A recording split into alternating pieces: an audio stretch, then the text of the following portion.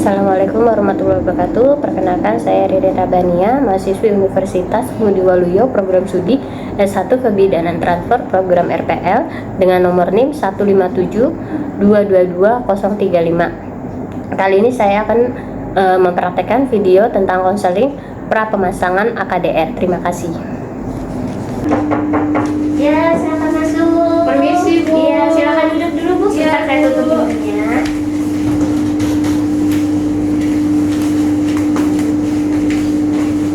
Perkenalkan, Bu, saya Bidan Ririn, Bu, ya. Oh iya, Bu. Hari ini berjaga dengan Ibu siapa? Dengan Ibu Septi, Bu. Ibu Septi ya, Bu. Iya, Bu. Iya, gimana, ada yang bisa saya bantu? Ini, Bu, saya kan anaknya sudah 2. Sebelumnya itu memang pakai KB pil. Terus saya bosen kayaknya minumnya setiap hari. Jadi anak kedua ini kebobolan juga. Oh, karena pakai KB pil juga sebelumnya. Ada nggak, Bu, KB yang yang panjang gitu. Jadi saya nggak harus setiap hari atau setiap bulan gitu. Iya, nggak lupa juga kalau minumnya harus ingat waktunya ya. Ini saya jelaskan aja, Bu, ya. Kalau untuk yang jangka panjang, kalau jangka panjang tuh ada yang namanya alat kontrasepsi dalam rahim. Nah, itu biasanya orang sebut spiral gitu ya. Saya jelaskan untuk alat kontrasepsi dalam rahimnya ya.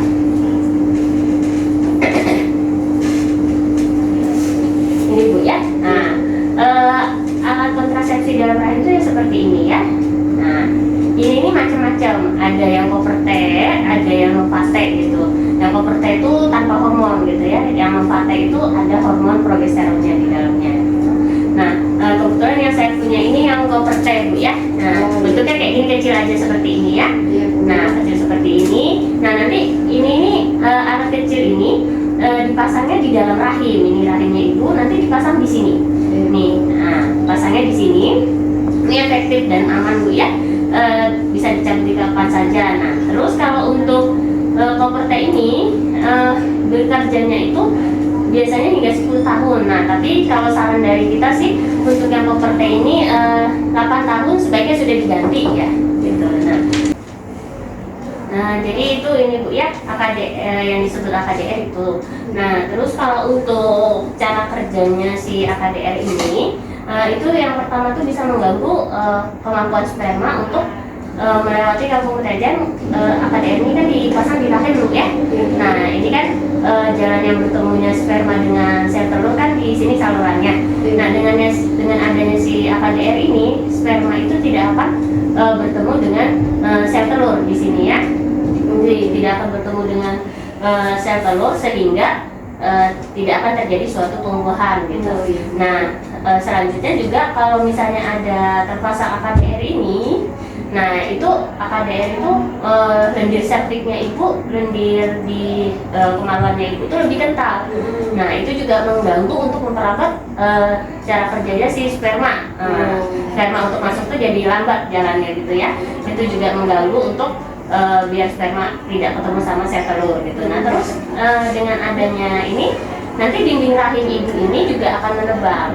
Nah, dengan dinding rahim Ibu menebal maka tidak akan terjadi penebalan atau pembuahan di dalam rahim Ibu gitu ya. Nah, jadi tidak akan terjadi pembuahan pada sekalipun ketemu sel sperma dengan sel telur gitu ya. Nah, jadi ini yang cara kerjanya dari AKDR ini gitu. Nah, terus untuk efek samping dari AKDR ini efek samping yang terjadi itu seperti ini. Nah, setelah pemasangan mungkin akan kram selama beberapa hari gitu ya. Terus ada bercak juga atau flek selama beberapa minggu gitu. Nah, untuk efek samping yang umum itu kadang headnya lebih lama dan lebih banyak. Jadi kalau head itu nggak seperti biasanya. Nah, kadang dia lebih lama dan lebih banyak selesainya gitu ya. Terus kadang di antara siklus head itu ada flek juga gitu ya, ada pecah-pecah sedikit. Kalau biasanya Ibu haid itu nggak nyeri, kadang ada kram atau rasa nyeri selama haid kalau terpasang AKDR ini gitu ya. Tapi tidak semua sih, Bu, beda-beda setiap orang untuk efek sampingnya, penerimaannya gitu ya. Nah, kalau misalnya memang mengganggu banget efek samping ini, Ibu bisa langsung datang ke petugas kesehatan. Nah, untuk konsultasikan kembali gimana IUD-nya gitu ya, AKDR-nya gimana gitu ya.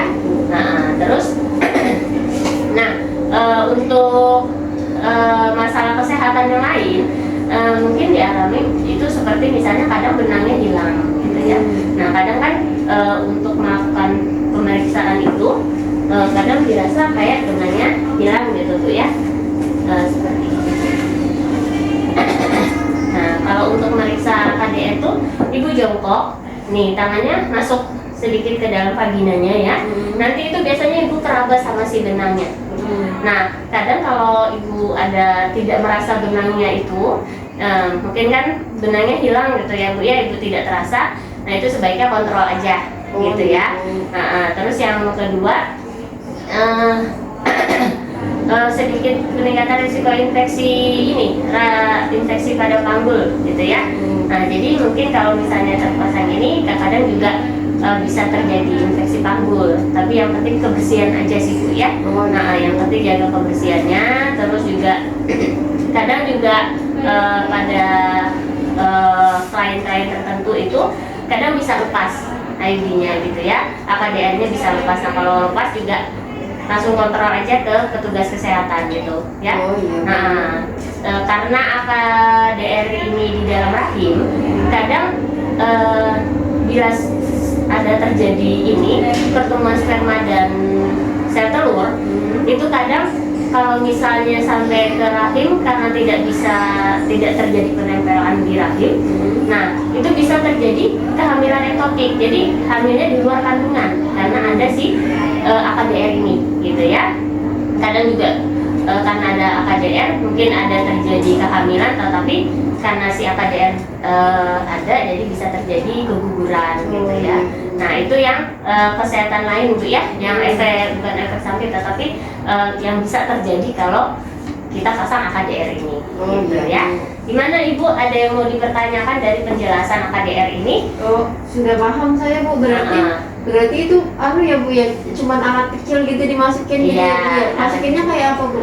Nah kalau masukinnya nanti ibu posisinya kayak litotomi itu kayak melahirkan, kakinya dikangkang, nanti ada tempat tidurnya, ibu ngangkat kakinya, nanti kita masukin alat untuk membuka vaginanya ibu. Nah membuka vaginanya ibu, nanti kita masukin si AKDR-nya ini gitu. Jadi ibu posisinya ini, tapi itu harus dilakukan pada saat ibu haid sih ya. Ini lagi nggak haid ini. Nah ini lagi nggak haid ya. Iya, kalau misalnya untuk AKDR nih harus dilakukan pada saat haid gitu ya. Nah, namanya ibu siapa nih?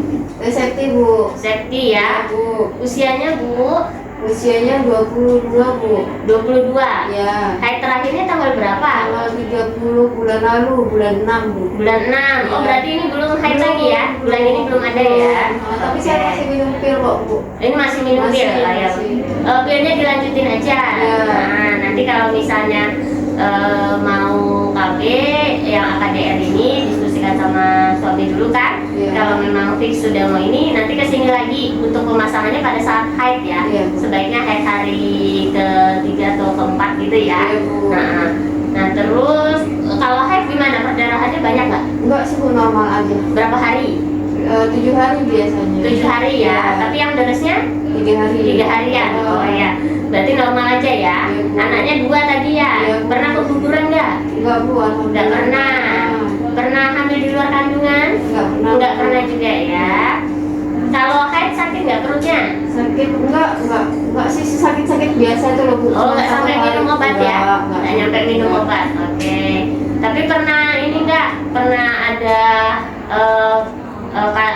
anemia? HB-nya rendah?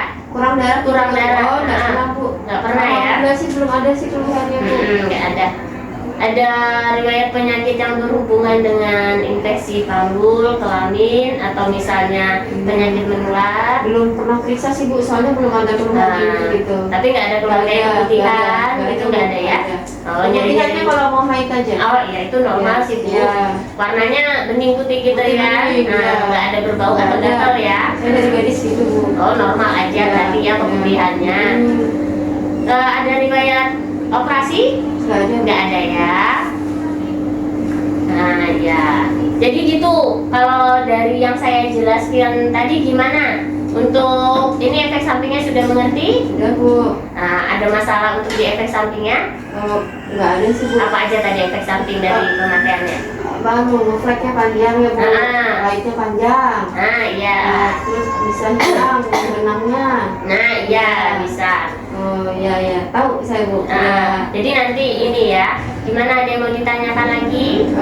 Berarti sampai harus haid, berarti saya belum bisa pasang ini ya Bu? Nah, untuk sekarang belum bisa, kan ini belum haid ya. Iya. Nanti tunggu haid dulu, nanti hari ketiga atau hari keempat kesini untuk kita lakukan pemasangan. Tapi sebelumnya izin dulu sama suami. Oh iya, Nah, saya belum izin. Nah, dijelaskan aja sama suami. Nah, kalau misalnya lebih ini lagi, nanti datang waktu pemasangan sama suami. Jadi ada tanda tangan persetujuan suami untuk dipasang KB AKDR ya. Iya. Nah, gitu. Bu. Ada lagi yang mau ditanyakan Ibu? Sudah Bu. Sudah ya, itu aja ya. Jadi nanti diskusi dulu sama suami ya. Iya Bu, iya. Bu. Tanda tangan dulu Bu. Udah saya berikan edukasi, namanya Ibu sama tanda tangan ya. Oke Bu. Nah, ya. Oke, ini saya untuk biar ibunya ini ya. Hal yang perlu diingat nanti di sini nanti ya. Nanti saya akan jelaskan sebelum saya melakukan pemasangan. Nanti itu ada jenisnya, waktu untuk melepasnya nanti saya jelaskan semua. Saya kasih kartu KB-nya Ibu biar Ibu tidak lupa ya. Ya. Gitu. Ya. Oke. Ya. Terima kasih Iya Bu. Makasih ya Bu. Nanti kalau misalnya ini sudah ke sini ya. Ya, makasih ya Bu. Ya, mari. Makasih ya Bu. Iya.